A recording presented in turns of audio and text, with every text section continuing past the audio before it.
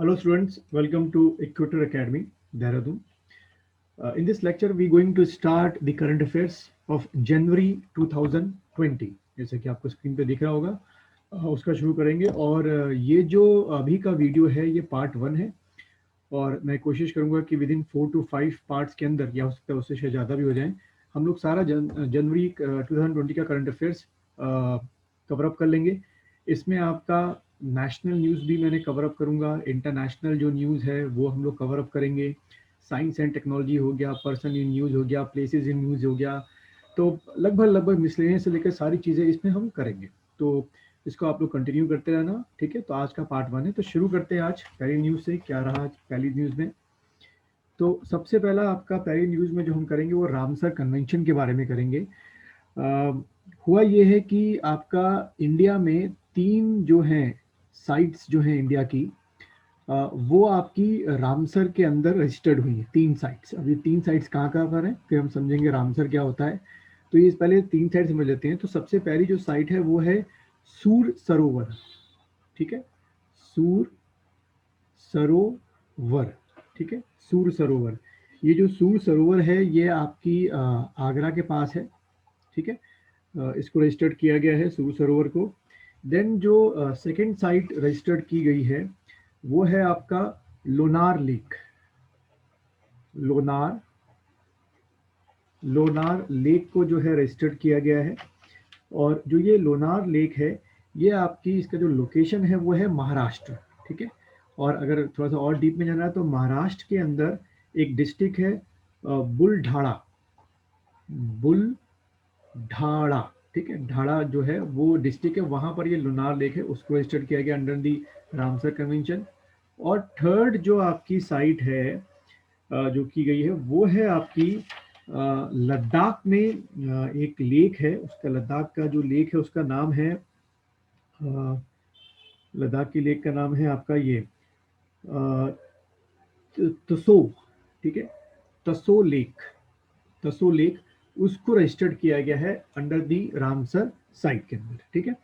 तो ये कहाँ हो गया आपका लद्दाख, ठीक है। जैसा आपको बताया लद्दाख क्या बन चुकी है, हमारी यूनियन टेरिटरी बन चुकी है। तो अगर इसको हम देखें तो एक आपका यूपी में है, जो नई साइट रिकॉग्नाइज की गई है, एक आपका महाराष्ट्र में है, और तीसरा आपका तसो लेक जो है वो आपकी लद्दाख में, ठीक है। तो अगर क्वेश्चन आएगा आपके एग्जाम में, चाहे आप यूपीएससी के एग्जाम दे रहे हो या स्टेट पीसीएस के एग्जाम दे रहे हो, कोई भी एग्जाम, उसके पॉइंट ऑफ व्यू से मैं आपको ये पढ़ा रहा हूँ। तो अगर आपके एग्जाम में ये आएगा तो आपसे या तो वो 3 जो ये सेंटर्स हैं, सूर सरोवर हो गया, लोनार लेक हो, ये पूछेंगे और उनका लोकेशन पूछ लेंगे, ठीक। अब बात करते हैं कि ये जो रामसर कन्वेंशन है ये क्या चीज़ है।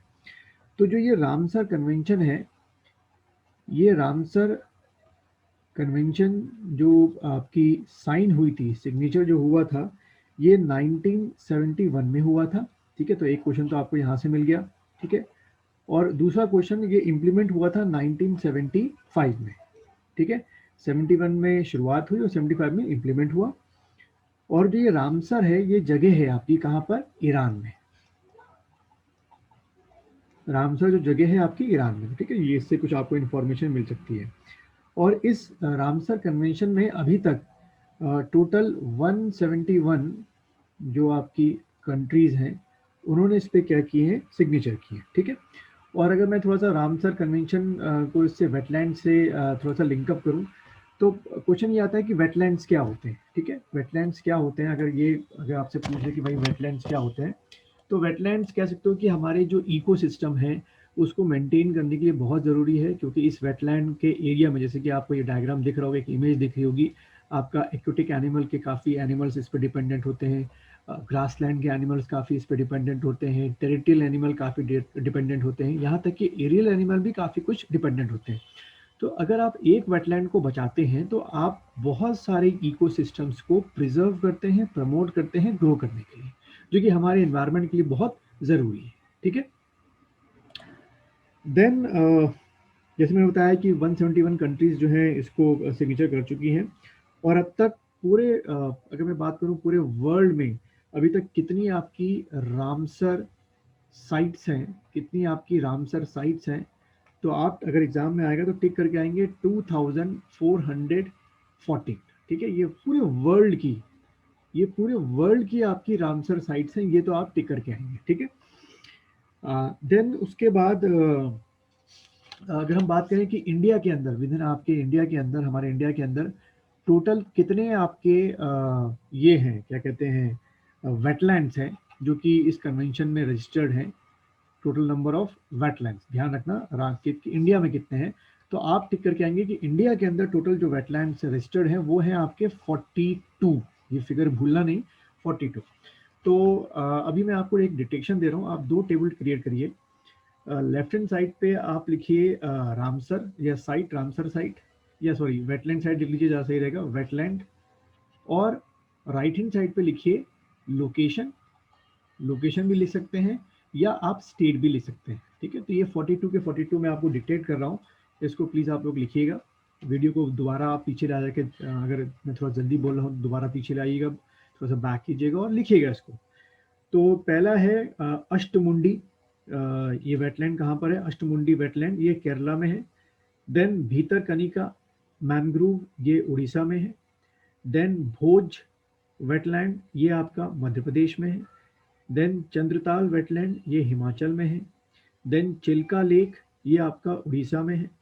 देन दीपोर, ये आसाम में है, ठीक है। और एक और चीज़ आप कर सकते हैं, जो ये मैं आपको डिक्टेशन दे रहा हूँ, ठीक है, ये जो मैं आपको डिक्टेशन दे रहा हूँ, सबसे अच्छा ये रहेगा कि अगर आप इसका क्या क्रिएट कर लें, एक इंडिया का पॉलिटिकल मैप लें। पॉलिटिकल मैप में ये जो स्टेट है उनमें पर्टिकुलर उनका नाम अगर आप लिखते जाएं तो ये बहुत अच्छे आपके नोट्स होंगे, और एग्जाम टाइम के 1 हफ्ते पहले या 2 हफ्ते पहले इसको रिवीजन करने में ज़्यादा आसान रहेंगे। और मेरा शुरू से मानना रहा है जो पिक्चोरियल मेमोरी रहती है वो बहुत अच्छी रहती है।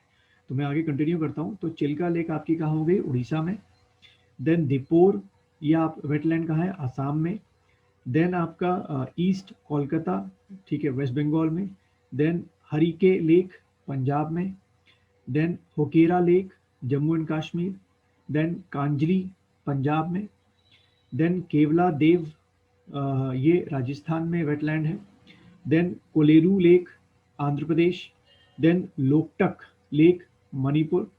देन पॉइंट कैलिमिनियर, तमिलनाडु में।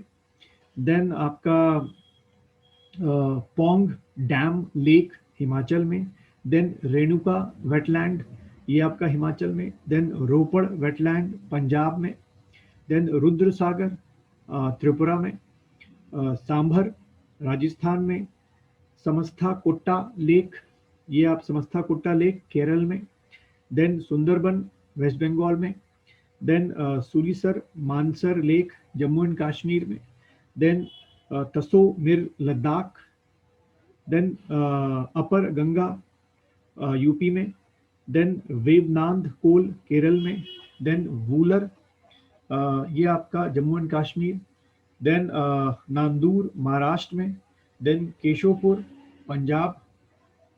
देन उसके बाद आपका ब्यास, ये आपका पंजाब। नागल, पंजाब। नवाबगंज बर्ड सेंचुरी, वहाँ पे भी एक ये वेटलैंड है, पंजाब, सॉरी नवाबगंज जो है आपका उत्तर प्रदेश में। देन पार्वती अर्गा, यूपी में। देन समान पक्षी, यूपी में। समसपुर बर्ड, कह सकते हो, ये आपका यूपी में। देन सांडी, यूपी में। सरसाई, यूपी में। काबल लेक, ये आपका बिहार में।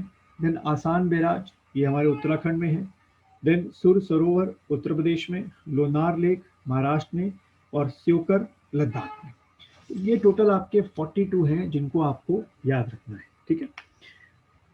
और ये इसमें और बस इतना ही था हमारा, और इसमें कुछ खास नहीं है। तो ये एक ऐसा क्वेश्चन है जो मैंने चुना है, और ये एक न्यूज़ थी जो आपके आ सकती है, ठीक है। चलिए अब हम लोग अगली नेक्स्ट क्वेश्चन की तरफ बढ़ते हैं, नेक्स्ट करंट अफेयर की तरफ बढ़ते हैं। Now we going to next slide. और जैसे कि आपको दिख रहा है, ये है आपका अब्राहम अकॉर्ड, ठीक है, या कई बुक्स में लिखा हुआ है अब्राहम एग्रीमेंट, तो वो भी ठीक है। तो ये अब्राहम एग्रीमेंट जो है वो किन के बीच में, बिटवीन किन के बीच में हुआ है, तो ये हुआ है आपका यूएई, देन बहरीन, देन आपका इजराइल के बीच में, ठीक है। ये 3 कंट्रीज के बीच में जो है अब्राहम एग्रीमेंट हुआ है। मैं फिर से रिपीट कर रहा हूँ, यूएई, यूनाइटेड अरब अमीरात, बहरीन और इजराइल के बीच में हुआ है। और इसमें जो सबसे इम्पोर्टेंट रोल प्ले किया है वो ये आपके यूएसए ने रोल जो है प्ले किया है। इसमें आप देख ही सकते हैं, ये आपके जब ये एग्रीमेंट हुआ था तो उस समय के अमेरिका प्रेसिडेंट डोनाल्ड ट्रंप हैं आपके, ठीक है। और ये आपके इजराइल के प्राइम मिनिस्टर बेंजामिन नेतन्याहू हैं। और बाकी ये दोनों जो हैं ये आपके बहरीन और यूएई के एम्बेसडर्स हैं। फिर अगला क्वेश्चन ये आ सकता है कि ये एग्रीमेंट साइन कब हुआ, तो वो हुआ है 15 सितंबर 2020 को, ठीक है। तो ये मेन कुछ चीज़ें हैं जिनको आपको ध्यान में रखना है। और यही मुझे लगा कि अगर हम थोड़ा सा मैप डिस्कस कर लें, तो जैसे आपको दिख रहा है, मैंने बोला आपका ये इजराइल हो गया, ठीक है। यहाँ पर ये यहाँ पर आपको इजराइल दिखेगा, ठीक। दूसरा आपका यहीं पर आपको यूएई दिखेगा, जैसे ये दिख रहा है यूएई, यूनाइटेड अरब अमीरात, ठीक। और आपका फिर बहरीन हो गया। तो ये थोड़ा सा लोकेशन ध्यान रखना। और जैसे आपसे क्वेश्चन पूछ सकता है कि जो आपका यूएई है वो किस आपके गल्फ को या किस आपके सी को अटैच करता है, या जो इजराइल की लोकेशन है वो किस किन कंट्रियों के साथ बाउंड्री जो है वो शेयर करता है, ठीक है। तो इस तरीके से जब भी कोई करंट अफेयर्स की न्यूज़ आए तो उसको आपको मैप के साथ भी क्या करना है, लोकेट करना है। हुँ? और अगर आप दूसरी तरफ बहरीन को लोकेट करें तो आपको देखो यहाँ पर दिखेगा ये, ठीक है। तो ये आपका इजराइल हो गया, बहरीन हो गया, यूएई हो गया, इन्हीं के बीच में ये एग्रीमेंट हुआ है। अब इस एग्रीमेंट को लेके हम लोग बहुत डिटेल में नहीं जाना है, क्योंकि वो सब चीज़ें जो हैं वो फिर अगर आप मेंस का एग्ज़ाम दे रहे होते हैं तो उसमें आती हैं। इतना आपके, मुझे पूरी उम्मीद है कि आपके यूपीएससी के किसी भी एमसीक्यू टाइप क्वेश्चन में आ सकता है, ठीक। तो इतना ही हम लोग इसको कैरी ऑन करेंगे। चलिए अगला बढ़ते हैं। अगला है आपका जो स्लाइड है उसमें आप जैसे देख रहे होंगे, यूनाइटेड नेशन जो है 2020 में इसने अपना स्टैब्लिशन होने का 75th जो ईयर है वो सेलिब्रेट किया है, ठीक है। तो यहाँ से थोड़ा बहुत पढ़ लेते हैं। पहला क्वेश्चन तो ये आ जाएगा कि 2020 में ये यूएनओ है उसका कौन सा जो ईयर है, एस्टैब्लिशमेंट ईयर है, वो सेलिब्रेट किया गया है। तो 75th जो है वो सेलिब्रेट किया गया है।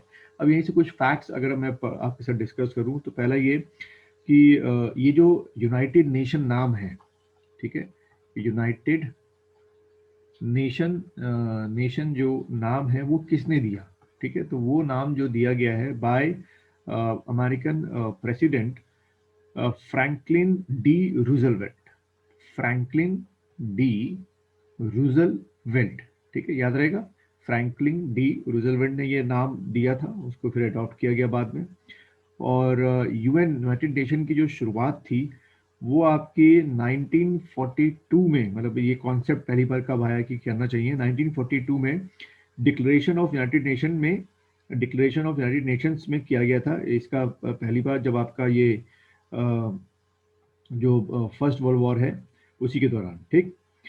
और इसमें और क्या हो सकता है कि 1945 में, ठीक है, मैं फिर से लिख देता हूँ यहाँ पर, 1945 में यूएनओ की जो है वो एक ऑफिशियल तरीके से क्या हुई, स्टैब्लिशमेंट हुई थी, ठीक है, विद 51 नेशंस। शुरू में इसमें सिर्फ 51 नेशंस थे जो तैयार हुए कि भाई एक ऐसा ग्रुप बनाना चाहिए। तो वो एग्जाम में आपसे पूछ सकते हैं। फिर एक क्वेश्चन ये आता है कि इनिशियली तो वैसे 50 थे, बाद में पोलैंड ने जो है इस पे सिग्नेचर किए थे। तो वो एग्जाम आ सकते हैं कि इनिशियली बताओ कितने थे जब ये कॉन्सेप्ट आया था और या तैयार हुए थे, तो 50 करोगे, और बाद में पोलैंड ने भी इसको ज्वाइन कर लिया था। Got it. देन ऑफिशियल अगर डेट पूछ ले, जैसे ये तो ईयर हो गया, और ऑफिशियल डेट पूछ ले कि यूएनओ कब आया था, तो वो आपका आया था 24 अक्टूबर 1945। ये ऑफिशियल डेट और मंथ है यूएनओ का एस्टेब्लिशमेंट होने का। इसीलिए हर साल 24 अक्टूबर को यूनाइटेड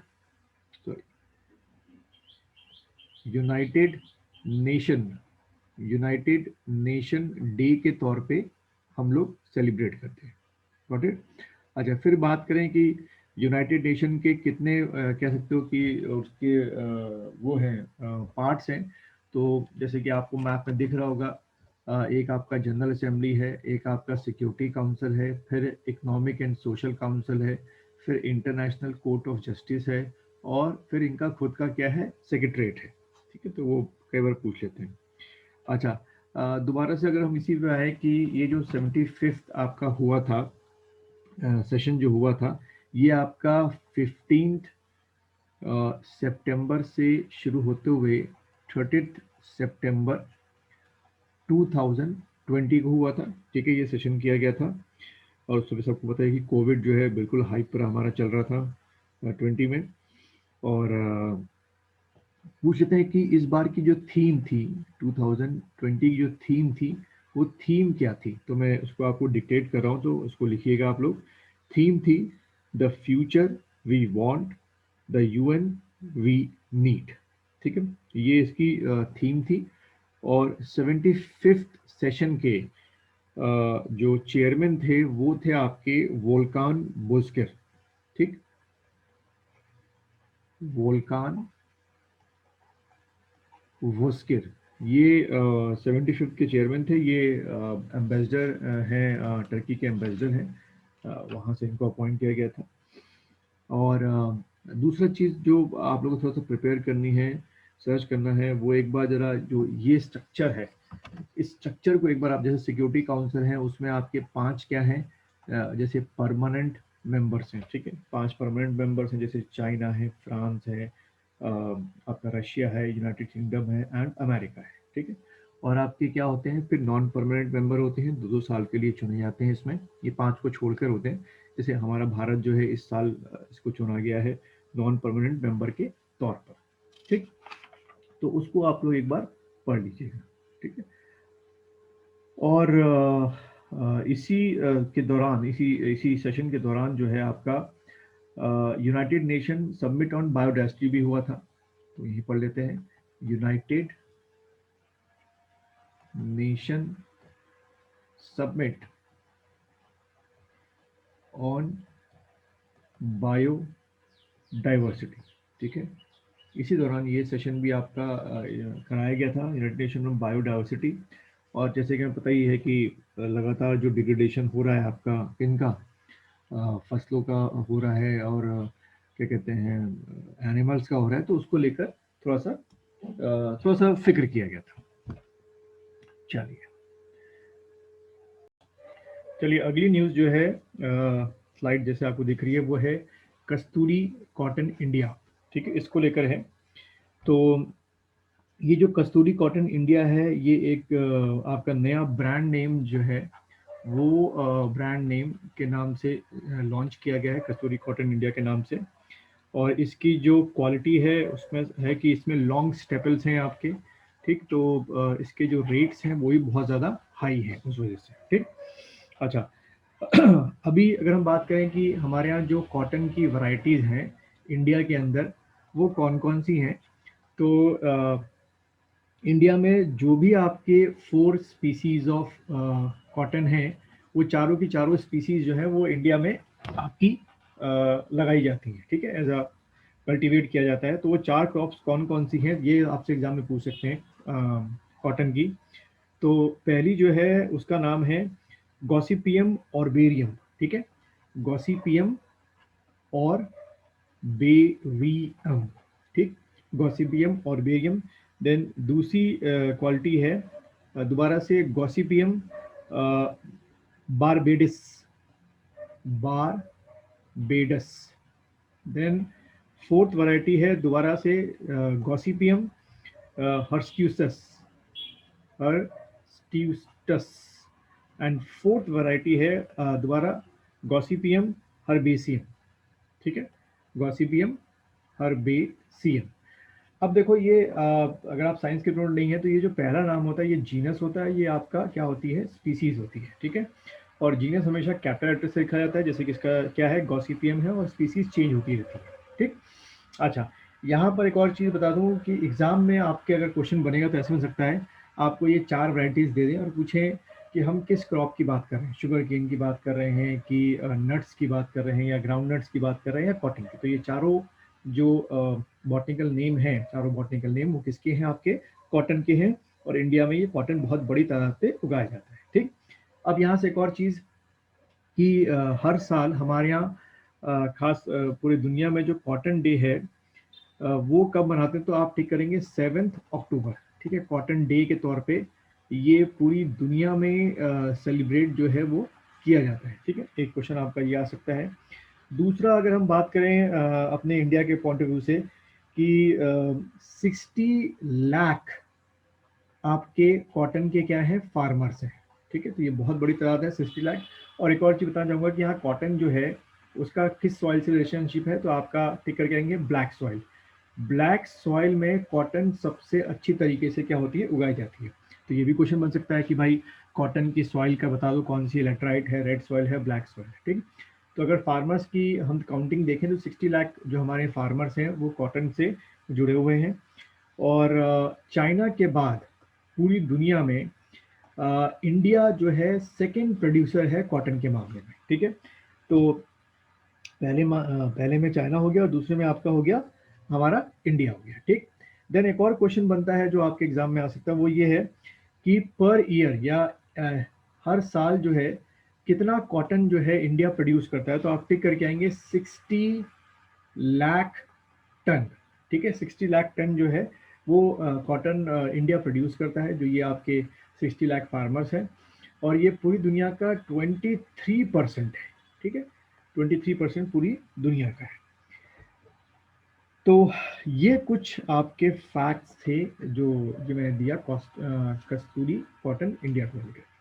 चलिए नेक्स्ट स्लाइड की तरफ बढ़ते हैं। नेक्स्ट स्लाइड आपकी है, जैसा कि आपको दिख रहा है, ब्लू फ्लैग बीच नाम दिख रहा होगा। What is blue flag beach हो गया।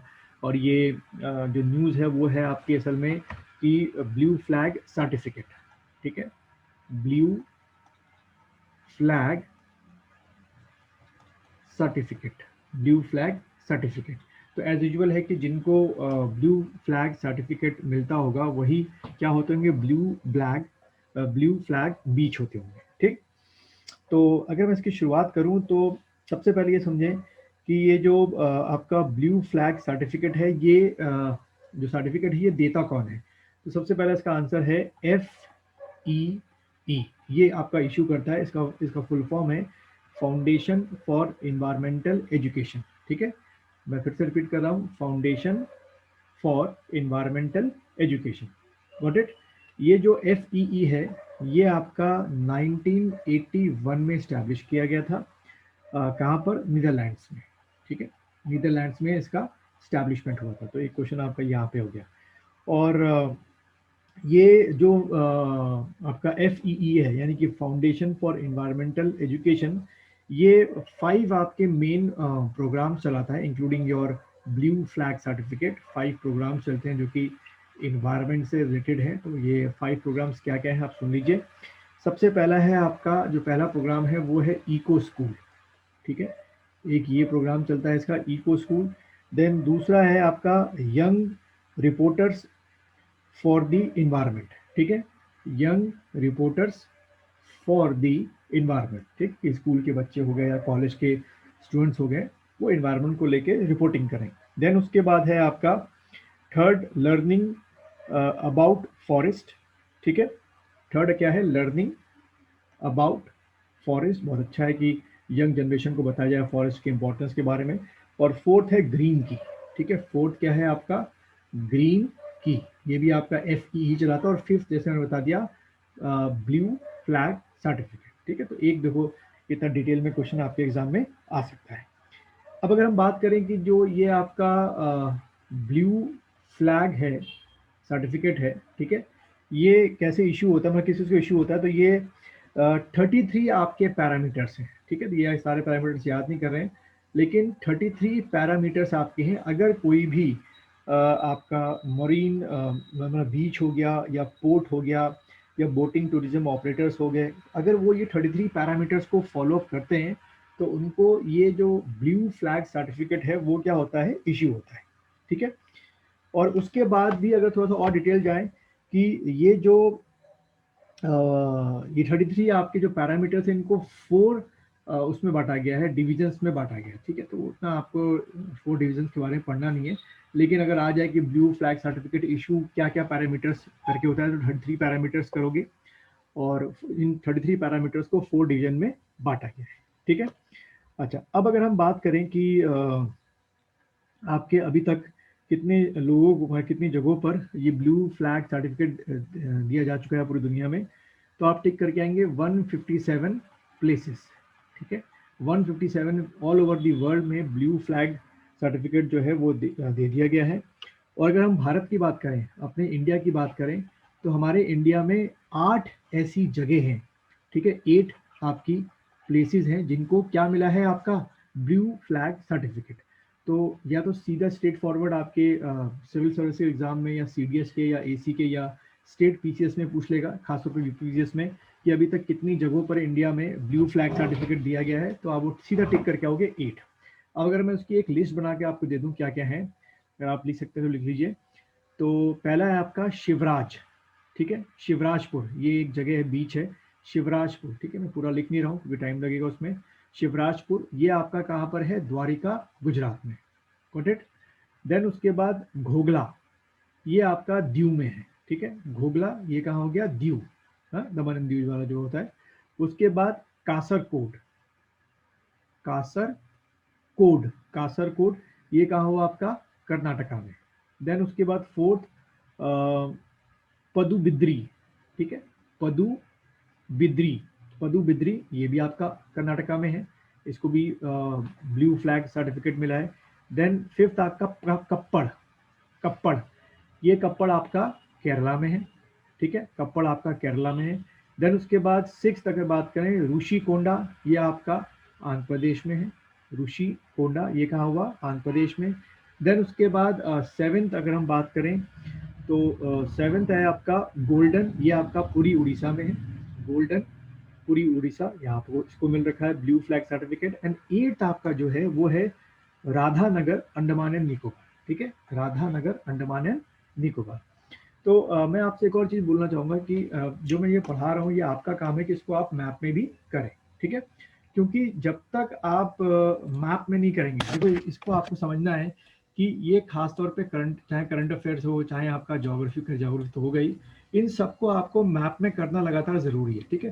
तो ये आप एक इंडिया का पॉलिटिकल मैप लीजिएगा और उस पॉलिटिकल मैप में जो ये आपको जगह मैंने बताई है, जैसे आपका ये शिवराजपुर है, घोगला है, कासरकोड है, पदुबिद्री है, कापड़ है, ऋषिकोंडा है, गोल्डन है, इनको मैप में ड्रॉ कर लेना, क्योंकि रिवीजन में मैप ही आपको याद रहता है, ठीक है।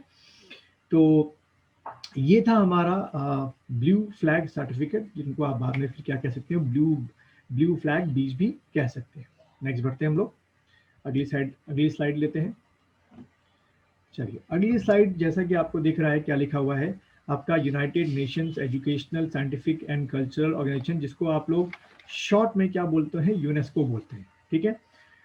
तो असल में न्यूज़ में क्या है, न्यूज़ में ये है कि हमारे यहाँ अगर हम बात करें कि हमारे यहाँ टोटल नंबर ऑफ कितने बायोस्फीयर हैं, ठीक है। टोटल नंबर ऑफ बायोस्फीयर, तो अगर ऐसा आएगा तो एक बड़ा स्ट्रेट फॉरवर्ड आंसर इसका क्या है, टोटल नंबर ऑफ बायोस्फीयर हमारे यहाँ कितने हैं, 18 है, ठीक है। तो सबसे पहले मैं आपको बायोस्फीयर लिखाता हूँ, फिर बताता हूँ कि न्यूज़ में क्यों रहा है इनमें से कोई एक बायोस्फीयर। तो फिर से आप लोग 2 कॉलम क्रिएट करेंगे, ठीक है। फिर से आप लोग 2 कॉलम क्रिएट करिए और 2 कॉलम क्रिएट करने पर लेफ्ट हैंड साइड पे, यानी कि इधर की तरफ जो है, इधर की तरफ आप लिखिए बायोस्फीयर, ठीक है, बायोस्फीयर। और राइट हैंड साइड पे जो है वो आप लिखोगे स्टेट कहाँ पर है, ठीक है। तो मैंने बोला 18 बायोस्फीयर, ठीक। तो मैं आपको एक एक करके डिटेक्ट करता हूँ। और देखिए फिर से मैं बोल रहा हूँ कि ये आप मैप में इसको शो अप करेंगे, मैप इसका बनाएंगे, वरना ये आपको याद ऐसे वोकैबुलरी नहीं रहेगा ओरली। मैप होना बहुत ज़रूरी है, क्योंकि एग्जाम टाइम पर जो पिक्चोरियल मेमोरी है वो ही काम आपके एग्जाम में आती है। तो लिखिएगा आप लोग इसको। सबसे पहला आपका अचान कमार अमरकंटक, ठीक है। पहला बायोस्फीयर है अचार कमान अमरकंटक, अचार कमान अमरकंटक। ये आपका बायोस्फीयर जो है 2 जगहों, 2 स्टेटों में फैला हुआ है। पहला है आपका मध्य प्रदेश एंड छत्तीसगढ़, ठीक है, MP and Chhattisgarh, MP and Chhattisgarh, ठीक। तो ये आपको याद रखना जरूरी है। तो ये पहला बायोस्फीयर हो गया। देन सेकेंड आपका बायोस्फीयर है अगस्त मलाया, ठीक है, अगस्त मलाया, अगस्त मलाया ये आपका फैला हुआ है तमिलनाडु और केरला में, ये भी 2 स्टेटों में फैला हुआ है। देन उसके बाद थर्ड है आपका दिहांग दिबांग, ठीक है, थर्ड आपका बायोस्फीयर है दिहांग दिबांग, ये आपका अरुणाचल में, पूरी तरीके से अरुणाचल प्रदेश में है। देन उसके बाद फोर्थ आपका है डिब्रू सेखोवा, डिब्रू सेखोवा बायोस्फीयर, डिब्रू सेखोवा ये आपका पूरी तरीके से आसोम में है, ठीक। देन उसके बाद फिफ्थ आप लिखिए, फिफ्थ आपका बायोस्फीयर, फिफ्थ आपका बायोस्फीयर, तो ये आपका ग्रेट निकोबार, ग्रेट निकोबार ये आपका है अंडमान एंड निकोबार, ठीक है, Andaman and Nicobar. Then six biosphere Gulf of Mannar, Gulf of Mannar ये सुना भी होगा आपने शायद, तमिलनाडु में ये बायोस्फीयर है। देन सेवेंथ आपका है कंचनजंगा, ठीक है, कंचनजंगा ये बायोस्फीयर आपका है सिक्किम में, ठीक है, ये बायोस्फीयर कहाँ हुआ आपका सिक्किम में। देन उसके बाद एट आपका मानस, मानस ये आपका आसोम में, ठीक है, आसोम में। Then ninth biosphere Nanda Devi, Nanda Devi ये हमारे उत्तराखंड में है, ये बायोस्फीयर नंदा देवी उत्तराखंड में। देन टेंथ आपका नीलगिरी, नीलगिरी बायोस्फीयर ये आपका 3 स्टेटों में फैला हुआ है, तमिलनाडु, ठीक है, देन आपका केरला एंड देन आपका कर्नाटका, ठीक है। तो ये भी एक क्वेश्चन बड़ा इंटरेस्टिंग क्वेश्चन है कि पूछ सकते हैं इन चारों में से कौन सा बायोस्फीयर है जो 3 स्टेटों में फैला हुआ है, तो आप टिक करेंगे नीलगिरी। देन उसके बाद 11th अगर आए तो नुक्रिक, नुक्रिक बायोस्फीयर ये आपका मेघालय में। देन 12th आपका पंचमढ़ी, पंचमढ़ी बायोस्फीयर ये आपका एमपी में है, पंचमढ़ी बायोस्फीयर एमपी। देन उसके बाद सिमलीपाल, सिमलीपाल बायोस्फीयर ये आपका उड़ीसा, ठीक है। देन 14 आपका सुंदरबन, सुंदरबन बायोस्फीयर ये आपका वेस्ट बंगाल में, ठीक है, Sundarban biosphere West Bengal. Then उसके बाद कच्छ, कच्छ बायोस्फीयर ये आपका गुजरात में है। देन उसके बाद आपका ये कोल्ड डेजर्ट, कोल्ड डेजर्ट ये आपका हिमाचल में है। देन 17 आपका शेषाचलम, शेषाचलम CHALM करके शेषाचलम ये आपका आंध्र प्रदेश में है। और 18 बायोस्फीयर जो कि अभी न्यूज में रहा वो है आपका पन्ना, बता रहा हूँ क्यों न्यूज में रहा, पन्ना बायोस्फीयर ये आपका एमपी में है, ठीक है, ये कहाँ हो गया आपका एमपी में। अब ये जो पन्ना बायोस्फीयर है ये क्यों न्यूज में रहा, अगर हम पढ़ें इसको तो समझते हैं क्यों न्यूज में रहा आपका। तो इसको देखिएगा आप लोग, सब लोग स्क्रीन पे देखिएगा, ठीक है, एक मिनट, हाँ स्क्रीन पे सब लोग देखिएगा। तो देखिए असल में क्या है कि जो पन्ना बायोस्फीयर है उसको यूनेस्को में शामिल किया गया है, यूनेस्को ने हमारे टोटल, मैं फिर से बोल रहा हूँ 18 बायोस्फीयर है और इसको यूनेस्को में शामिल किया। तो इसको मिला के आउट ऑफ 18 बायोस्फीयर में जो इंडिया में है 12 ऐसे बायोस्फीयर हैं, ठीक है, 12 ऐसे बायोस्फीयर हैं जो अब यूनेस्को की लिस्ट में शामिल है, ठीक है, यूनेस्को की लिस्ट में शामिल। तो देखो यहाँ से दो अलग अलग क्वेश्चन बनेंगे, कंफ्यूज नहीं होना। अगर क्वेश्चन पूछता है कि इंडिया में टोटल नंबर ऑफ बायोस्फीयर कितने हैं तो आप लोग टिक करेंगे 18। और अगर ये पूछता है कि 18 में से कितने बायोस्फीयर यूनेस्को की लिस्ट में शामिल हैं, जो उनकी प्रोटेक्शन लिस्ट है, तो आप करेंगे 12 बायोस्फीयर जो है वो यूनेस्को की लिस्ट में शामिल है। अब अगर मैं पूछूं या आपको बताऊं कि कौन कौन से 18 में से 12 बायोस्फीयर हैं जो यूनेस्को की लिस्ट में शामिल हैं, तो मैं फिर से बता रहा हूं, अगर आपने वो लिखी है लिस्ट 18 की तो उसमें स्टार लगाते हैं ये, तो जो आप स्टार लगा रहे होंगे वो ऐसे बायोस्फीयर हैं जो यूनेस्को की लिस्ट में एड ऑन है, ठीक है। तो ये अचान कमार अमरकंटक ये बायोस्फीयर जो है वो यूनेस्को की लिस्ट में है। Then Agasthyamalai, then great Nicobar, then gulf of Mannar, then Kanchenjunga, then Nanda Devi, then Nilgiri, then Nokrek, then Pachmarhi, then Similipal, then Sundarbans, ठीक है। तो ये और ये आपका हो गया पन्ना, 12th आपका हो गया, ठीक है। तो 12th ऐसे बायोस्फीयर हैं जो कि इनकी लिस्ट में शामिल हैं, ठीक। चलिए, तो ये कुछ ऐसी चीजें थी जो मैंने आपको पढ़ा दी जो आपके एग्जाम में आ जाती है, ठीक है। चलिए नेक्स्ट देखते हैं स्लाइड। अगला है आपका PSLV C49, ठीक है। तो ये जो PSLV C49 है इसको लॉन्च किया गया 7 नवंबर 2020 को, ठीक है। तो एक डेट ये हो गई, और इसकी मदद से आपके जो सैटेलाइट्स लॉन्च की गई, तो एक तो जो मेन सैटेलाइट थी उसका नाम था EOS 01 सैटेलाइट, ये हमारे इंडिया की थी। ये अर्थ ऑब्जर्वेटिंग सैटेलाइट कहते हैं इसको, अर्थ ऑब्जर्वेटिंग सैटेलाइट। एक तो ये लॉन्च की गई EOS, और आपके 9 जो फॉरेन सैटेलाइट थी उनको लॉन्च किया गया, ठीक है। तो देखो यहाँ से स्ट्रेट फॉरवर्ड एक क्वेश्चन आ सकता है आपके एग्जाम में कि PSLV C49 से कितनी सैटेलाइट को लॉन्च किया गया। तो टोटल सैटेलाइट अगर आप देखेंगे तो 10 सैटेलाइट को लॉन्च किया गया, एक आपकी ये हो गई और 9 आपकी ये हो गई, तो 9 फॉरेन सैटेलाइट थी। अब ये जो 9 फॉरेन की सैटेलाइट थी ये कौन कौन सी थी, तो इसमें देखें तो लिथुआनिया की एक सैटेलाइट थी, ठीक है। 9 में से लिथुआनिया की एक सैटेलाइट थी।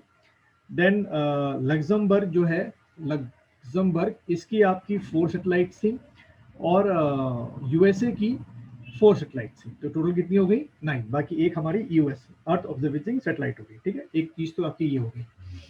दूसरा एक और बड़ा इंटरेस्टिंग चीज है कि ये जो PSLV C49 की जो फ्लाइट थी वो नंबर वाइज कौन सी थी C49 की, तो आप इसमें टिक करके आएंगे। ये नंबर वाइज अगर हम देखें तो ये थी आपकी 51st, ठीक है। ये आपकी 51st थी, यानी कि बीच में कुछ फेल भी 2-3 हुई होंगी, ठीक है। तो अगर आप एग्जाम में आया तो ये जो चीज है वो आप आराम से कर सकते हैं। चलिए अगला जो है, जैसे कि आपको दिख रहा है न्यूज में, वो क्या है, अटल टनल, ठीक है। इसको लेकर ये न्यूज है। तो सबसे पहला क्वेश्चन ये बनता है कि जो ये अटल टनल है इसका जो एग्जैक्ट लोकेशन है वो कहाँ पर है। तो सिंपल आंसर है भाई, इसका कहाँ पर हो गया, हिमाचल प्रदेश में इसका लोकेशन हो गया, ठीक है। हिमाचल प्रदेश में इसका क्या हो गया, लोकेशन हो गया। और अगर ये पूछ सकता है कि हिमाचल प्रदेश में भी पर्टिकुलर कहाँ पर है, तो ये आपका है कहाँ पर, मनाली के बीच में, ठीक है, या मनाली में, मनाली में आपका जो ये अटल टनल है वो है। फिर जो ये अटल टनल है ये किन 2 पॉइंट्स को आपस में जोड़ता है, तो आप टिक करके आएंगे मनाली से कहाँ को, लाहौल एंड स्पीति वैली, ठीक है, लाहौल एंड स्पीति वैली। क्योंकि जब वहाँ बर्फबारी होती थी तो ये मनाली और लाहौल और स्पीति वैली का जो रास्ता है वो कट जाया करता था, लेकिन अब इसके बाद ये 12 महीने जो रास्ता है खुला रहेगा, ठीक है। तो ये एक दूसरा पॉइंट आपका हो गया जो आपके एग्जाम में आ सकता है। पहले इसका नाम जो रखा गया था वो रोहतांग टनल रखा गया था, जैसे कि आप नाम देख भी रहे हैं बोर्ड पे, लेकिन बाद में इसका नाम जो है वो अटल टनल कर दिया गया, ठीक है। लेकिन देखिए अगर आप देखें तो दोनों ही नाम इसमें रखा गया है। देन उसके बाद इसका जो ये है कंस्ट्रक्शन है वो आपका BRO ने किया है, बॉर्डर रोड ऑर्गेनाइजेशन, ठीक है। ये BRO हिमाचल में भी काम करता है, जम्मू कश्मीर में भी काम करता है, यानी जितने भी हिमालयंस आपके स्टेट्स और जो बॉर्डर टच करती हैं आपके तिब्बत से, नेपाल से, चाइना से, वहाँ पे लगातार ये BRO जो है वो रोड्स बनाते हैं और ब्रिजेस बनाते हैं, ठीक है। फिर अगला क्वेश्चन ये आ सकता है कि इस अटल टनल या रोहतांग टनल की जो टोटल लेंथ है वो क्या है, तो 9.02 किलोमीटर, ठीक है। ये इसकी क्या है, टोटल आपकी लेंथ है। और इसकी जो हाइट है सी लेवल से, क्योंकि सी लेवल से ही हर चीज हम नापते हैं कि कितना ऊंचा है, तो सी लेवल से जो इसकी हाइट है वो है अप्रॉक्स आपकी 3000 मीटर, ठीक है। 3000 मीटर के अप्रॉक्स जो है इसकी आपकी हाइट है। तो ये जो सी लेवल है आपका, ये है आपका 3000 मीटर, जैसे मैंने पहले बताया था। और अगर इसको आप फिट में पढ़ेंगे, या हो सकता है फिट में आ जाए कि भाई ये टनल कितना सी लेवल से ऊंचा है, तो वो है आपकी 10,000 फिट, ठीक। देन उसके बाद अगला क्वेश्चन जो बन सकता है इससे वो ये बन सकता है कि इस सिस्टम में, यानी कि इस जो टनल है जो 9.02 किलोमीटर लंबी जो टनल है, किसी भी तरीके का कोई हादसा ना हो जाए, अगर हो जाता है तो उससे कैसे कोप अप किया जाएगा, तो उसके लिए यहाँ पर पूरी टनल में SCADA को इंस्टॉल किया गया। अब ये SCADA क्या होता है, ये है supervisory control and data acquisition, ठीक है। तो ये एक तरीके का टेक्नोलॉजी होती है जिसमें हर 150 मीटर्स पे आपके फ़ोन लगे होते हैं, फायर एक्सटिंग्विशर्स जो होते हैं वो होते हैं, अगर कुछ हादसा हो जाए तो एक बगल में लेन है जिसको सर्विस लेन बोलते हैं, उससे लोगों को बाहर निकाला जा सकता है।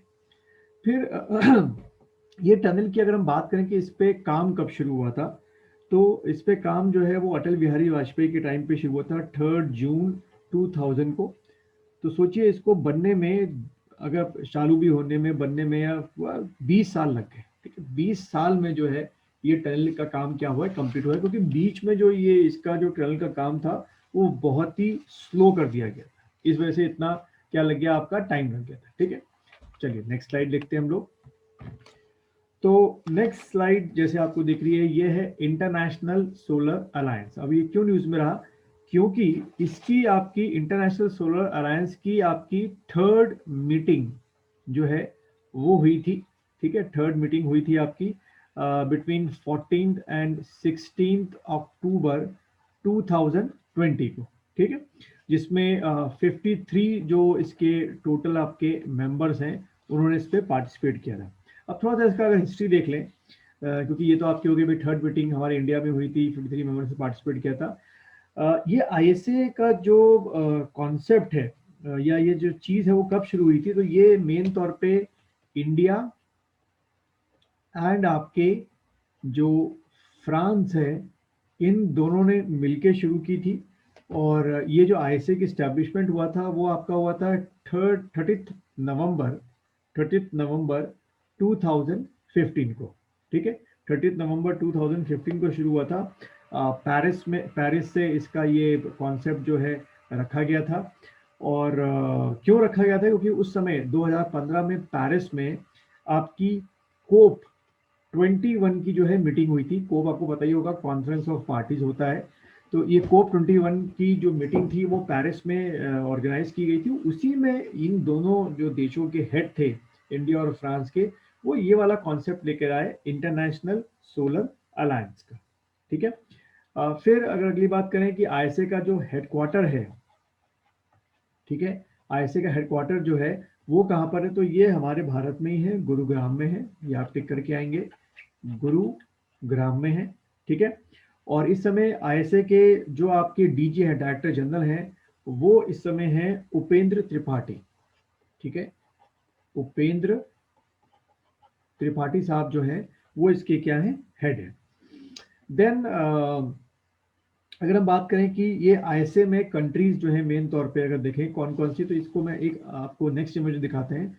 तो ये वो कंट्रीज हैं जो मेन तौर पे आपका ये कैंसर और आपका कैप्रिकॉर्न के जो बीच में आपके कंट्रीज होती हैं वो मेन तौर पे आईएसए के मेंबर्स हैं। क्योंकि जैसे कि आपने ज्योग्राफी में पढ़ा होगा कि कैंसर और कैप्रिकॉर्न में लगभग लगभग आपके 12 मंथ्स तक जो सन का इंसोलेशन होता है वो बिल्कुल आपका क्या होता है, वर्टिकल होता है। ठीक है, उस वजह से यहाँ पर लगभग कह सकते हैं आप 10 से 12 घंटे की, है ना, 10 से 12 घंटे की क्या रहती है, 12 आवर्स की आपकी सनलाइट होती है, सनरेज होती हैं। और उसी सनरेज की मदद से जो सोलर पैनल्स होते हैं वो क्या बनाते हैं, बिजली बनाते हैं। तो मेन तौर पे इनमें इन्हीं कंट्रियों को रखा गया, या जो कैंसर और कैप्रिकॉर्न के बीच की आपके देश हैं वो इसके क्या बने हैं, आपके मेंबर बने हैं। ठीक है, और आने वाले टाइम पर आप ये मान के चलिए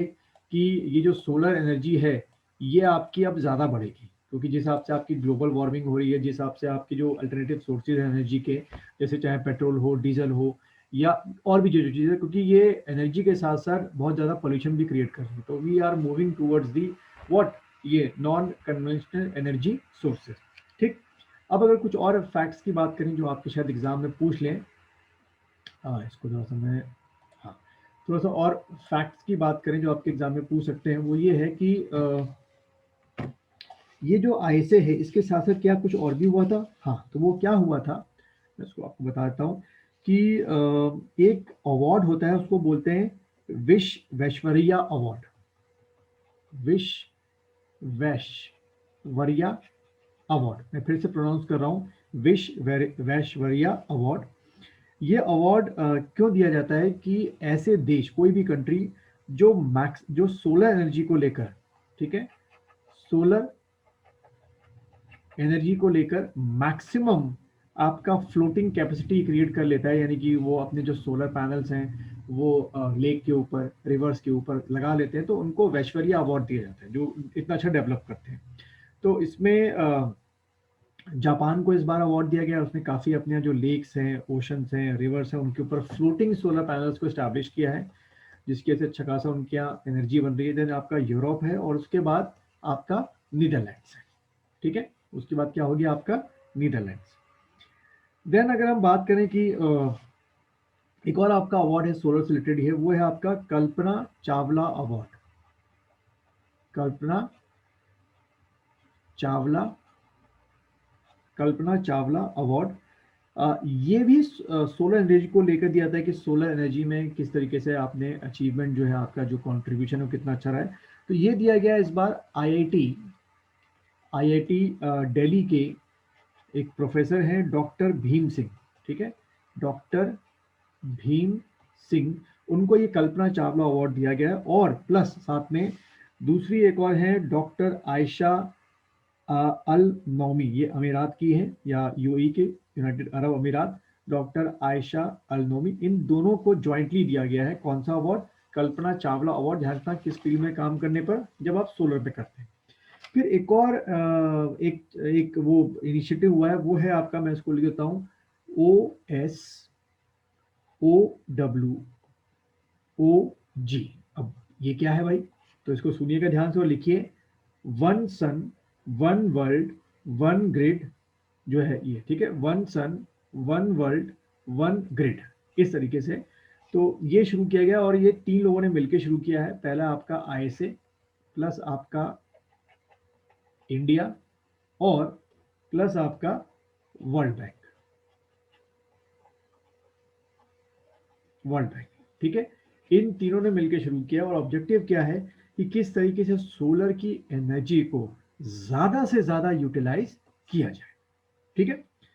चलिए, तो ये था आपका जनवरी 2021 का करंट अफेयर्स का पार्ट 1, ठीक है। और जैसे कि मैंने शुरू में कहा था कि मैं इसके लगभग 5 से 6, लेकिन मुझे लग रहा है कि शायद ज़्यादा ही पार्ट बनेंगे इसके, 7, 8 या 10 तक पार्ट बन सकते हैं, और सारा कवर अप हम करेंगे, चाहे वो नेशनल हो, इंटरनेशनल हो, person in news, places in news, है ना। वो मैं ध्यान में है, मेरे अवार्ड्स हो गया, आपके क्या कहते हैं, स्पोर्ट्स इवेंट्स हो गए, तो सारी चीज़ें हम लोग इसमें कवर अप करेंगे, ठीक है। चलिए, मिलते हैं फिर अगले लेक्चर में हम लोग।